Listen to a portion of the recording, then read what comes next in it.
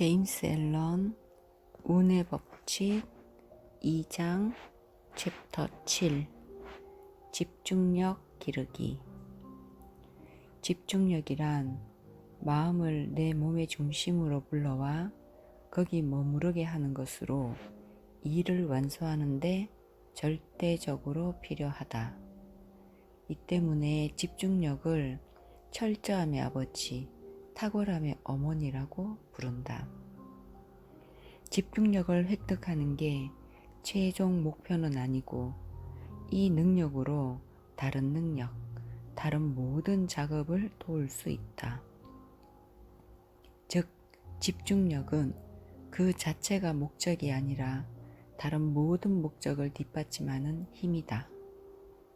전기기관의 전기처럼 마음이라는 장치와 삶의 기능을 작동시키는 동력인 셈이다. 집중력은 누구나 가지고 있지만 완벽하게 집중하는 능력을 보기는 힘들다. 의지와 이성을 누구나 지니고 있지만 의지가 완벽하게 발휘되며 이성이 빠르고 광범위하게 작동하는 일은 드문 것도 마찬가지다. 일부 현대 신비주의 작가들이 완벽한 집중력의 존재를 대단히 신비스럽게 다루지만 아주 불필요한 과정이라고 할 수 있다. 성공하는 사람은 모두 그 성공의 방향이 어디든 상관없이 집중력을 발휘한다. 집중력을 연구하지 않아서 그 본질에 대해 전혀 모르는 사람도 집중할 줄은 안다.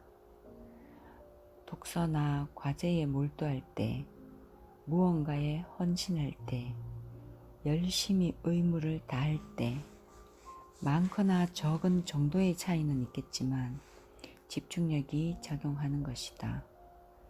집중력을 다루는 여러 책을 보면 집중력의 연습과 획득 자체를 목적으로 삼는 경우가 많다.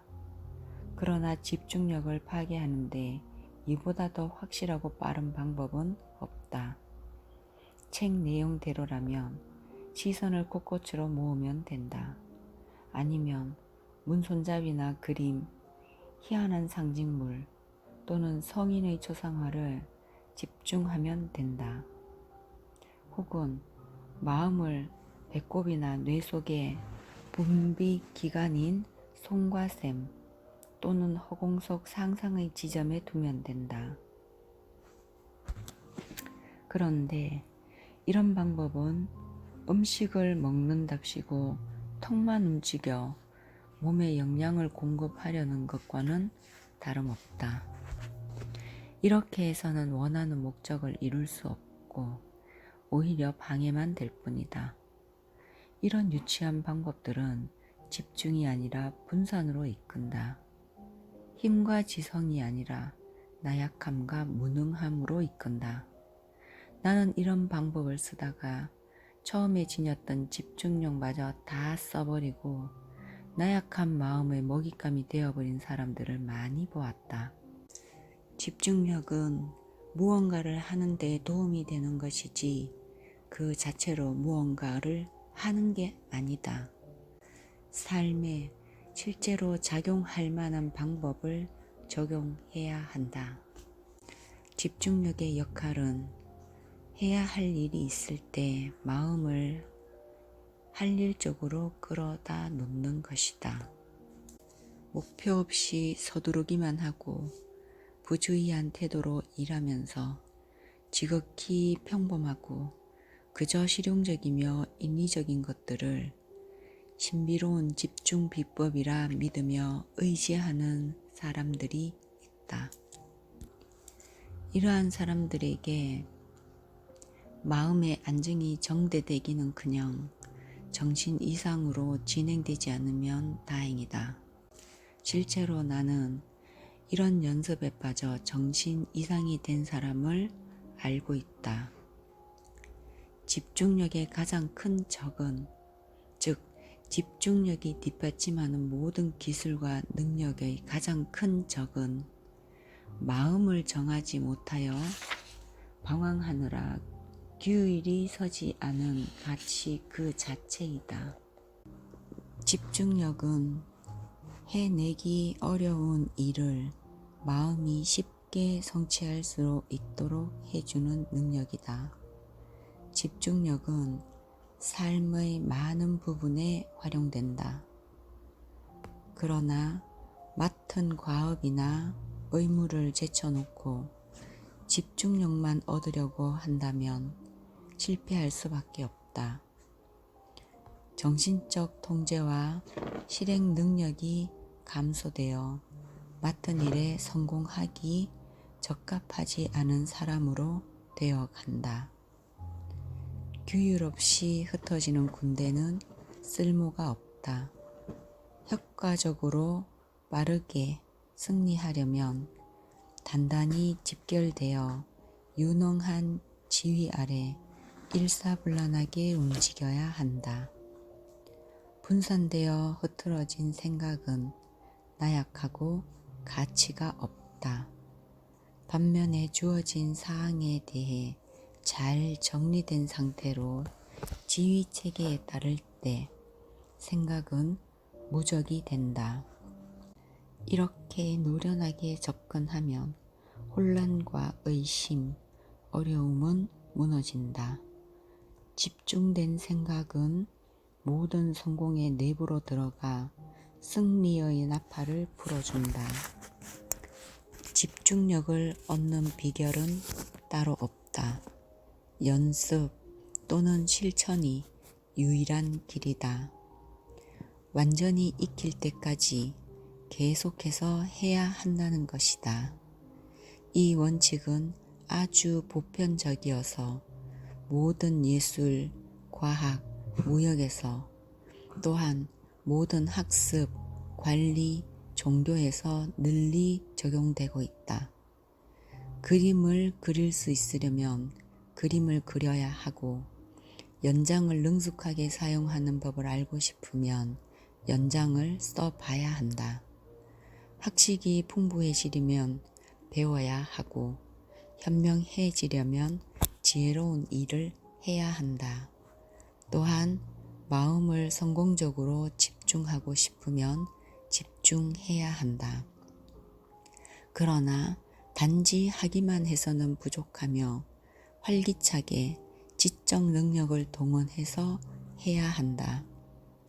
집중의 시작은 일과를 할 때 온 마음으로 모든 지적 능력과 정신 에너지를 동원하여 앞에 놓인 일에 초점을 맞추는 것이다. 일을 하다가도 중간중간 생각이 목적 없이 헤매 다닌다 싶으면 얼른 다시 손에 든 일로 되돌려 놓아야 한다. 따라서 마음을 어느 한 지점에 두어야 한다면 그 중심은 머릿속이나 허공의 어느 곳이 아니라 매일 하는 일 그 자체이다. 모든 가치 있는 것들이 그렇듯이 생각과 에너지, 의지를 매일의 일과에 강력하게 집중시키는 게 처음에는 어려울 수 있다. 그러나 날마다 노력을 아끼지 않고 열심히 끈기 있게 해 나가면 머지않아 어떤 일이든 강하고 통찰력 있는 마음, 즉 일의 모든 세부사항을 신속하게 이해하고 정확하게 처리할 수 있는 수준의 자기 통제력을 지닐 수 있게 된다. 그렇게 하여 집중력이 높아질수록 그는 일과 관련하여 자신의 유용성을 확대하고 나아가 세상에 자신의 가치를 높여 더 좋은 기회를 늘려나가게 된다. 한층 높은 의무를 맡아낼 수 있는 문을 활짝 열게 될 것이다. 또한 더 넓고 충만한 인생의 기쁨을 누리게 될 것이다. 집중의 과정 4단계로 되어 있다. 1. 주의 2. 응시 3. 추상 4. 고요함 속에 움직이는 것이다. 처음에는 생각을 멈추고 마음을 집중할 대상, 즉 손에 쥔 일에 고정한다. 이것이 주의다. 그런 다음 마음은 할 일을 진행하는 방법에 관한 생각이 왕성하게 이루어지게 한다. 이것이 응시다.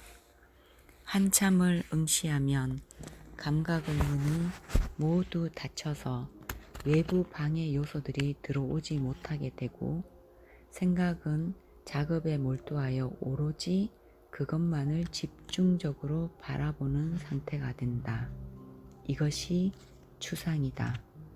또한 이렇게 마음이 깊은 궁리에 집중하여 최소한의 마찰로 최대한의 작업을 해내는 상태에 이르면 이것을 정중동, 즉 외부 요소에 흔들림 없는 단계라고 한다. 주의는 일을 성공적으로 해내는 첫 단계이다. 주의가 산만한 사람은 매사에 실패한다. 게으르고 무신경하며 무관심하고 무능하기 때문이다. 주의를 기울여 마음이 진지한 사고를 할 수 있는 상태에 다다르면 둘째 단계가 시작되는 것이다. 사실 평범한 일상의 일에서는 이 두 단계만으로도 충분할 때가 많다. 많거나 적은 정도의 차이는 있지만 세상의 수많은 부서에서 일하는 숙련되고 유능한 노동자들은 대부분이 이 두 단계에 도달하며 추상의 셋째 단계로 들어가는 사람들은 상대적으로 적다. 왜냐하면 추상으로 진입하는 것은 천재의 영역으로 들어가는 것이기 때문이다. 첫째와 둘째 단계에서는 일과 마음이 분리되어 있으며 이때 일을 해 나갈 때 많건 적건 고되기도 하고 때에 따라 이런저런 마찰을 겪기도 한다. 그러나 셋째 단계에서는 일이 마음과 결속되므로 융합과 합일이 일어나 둘은 하나가 된다. 그러면 노고와 마찰이 줄어들어 뛰어난 효율성이 발휘된다. 앞선 두 단계의 완성에서는 마음이 객관적으로 참여한 상태여서 외부의 시각, 청각, 자극에 쉽사리 일의 중심에서 끌려 나가지만 추상의 완성 단계에 이르면 객관적인 방법과는 구별이 되는 주관적인 자기만의 작업 방식이 생기게 된다. 이제 그는 외부 세상을 의식하지 않고 내면의 정신작용 속에서 생생하게 움직인다. 이때 말을 걸면 그는 듣지 못하며 반복해서 강력하게 이야기해야 마침내 꿈에서 깨어나듯 마음이 외부의 사물로 되돌아온다. 어쩌면 추상을 깬 상태로 꿈을 꾸는 것과 같다고 표현할 수 있겠지만 그건 주관적인 상태에 국한해서다. 꿈을 꿀 때의 혼란스러움이 추상에는 없다. 추상은 오히려 완벽한 질서, 꿰뚫어 보는 듯한 통찰, 광범위한 이해가 작동하는 상태다. 그러므로 누구든 추상의 완성 단계에 이르면 마음이 집중된 채 하는 일에서 천재성을 드러낼 것이다. 발명가, 예술가, 시인, 과학자, 철학자, 그리고 모든 천재는 추상에 능숙한 사람들이다. 이 사람들은 집중의 두 번째 단계를 넘어가 보지 못한 객관적 노동자들이 아무리 힘들게 노력해도 얻지 못한 주관적인 방법을 쉽게 습득한다. 넷째 단계인 고요함 속의 움직임에 이르렀다고 하면 집중이 완벽하게 이루어진 것이다. 나는 강렬한 활동과 진정 상태 또는 휴식이 동시에 이루어지는 이런 이중 상태를 온전히 표현할 단어를 찾아내지 못해 정중동이라는 말을 썼다. 모순되어 보이는 말이기는 하지만 간단히 팽이가 도는 모습을 예로 들면 역설에 대해 어느 정도 설명이 될 것이다. 팽이를 세게 돌려 최대 속도로 회전시키면 마찰은 최소로 줄어들어 위에서 내려다보면 꼭대기가 완벽하게 정지한 것처럼 보이는 상태에 이른다. 팽이를 가지고 놀 나이의 남자아이 눈에는 너무 아름다워서 마음을 빼앗길 만한 모습이다. 아이가 팽이가 잠들었어 라고 표현할 만하다.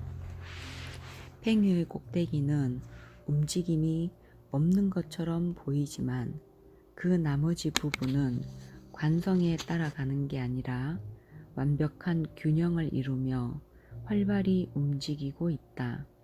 이처럼 완벽한 집중의 상태가 되면 가장 생산적인 결과를 낳는 강렬한 사고 활동이 이루어질 때 마음은 조용한 균형과 잔잔한 휴식의 상태에 있게 된다. 그리하여 겉보기에 뚜렷한 활동을 하는 게 아니지만 다른데 정신을 팔지도 않는다.